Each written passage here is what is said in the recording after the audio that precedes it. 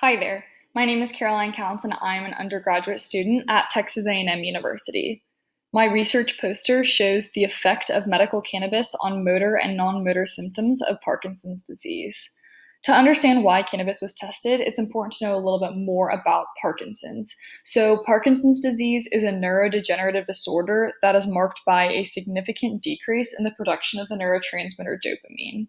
With a lack of dopamine, patients with Parkinson's tend to experience debilitating motor dysfunction like hand tremor and difficulty walking and moving. Non motor symptoms are also a cause of concern for Parkinson's patients, as the majority of sufferers report chronic pain, difficulty sleeping, and a depressed mood.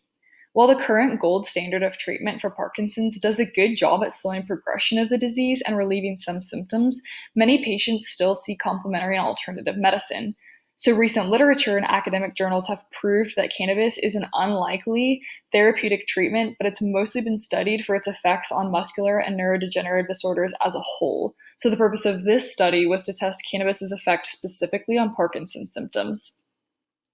We took 60 participants, and for 4 weeks, they either received a placebo, 75 milligrams, or 300 milligrams of cannabis as a supplement to their regular medication regimen.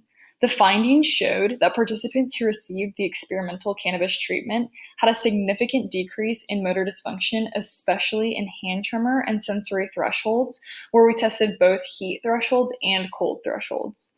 This graph on the left shows the decrease in hand tremor before consumption and 30 minutes after consumption of cannabis. And the graph on the right shows the significant decrease in pain rating index as reported by the participants in the same amount of time. Now, this multi-category decrease was found in the group who received 75 milligrams per treatment, but there was an even more decrease found in the group who received 300 milligrams of cannabis per treatment. In addition to this improvement in motor function, more than half of the participants who received cannabis reported an overall increase in their quality of life after the 4-week study. Also, there was a number of patients who had reported sleep disturbances prior to the study, and nearly all saw a significant decrease in nightmares and sleep disturbed behaviors.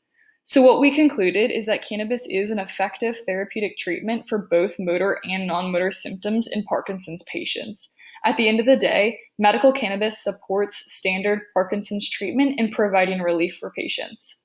Thank you so much for your time, and I hope you enjoyed the poster.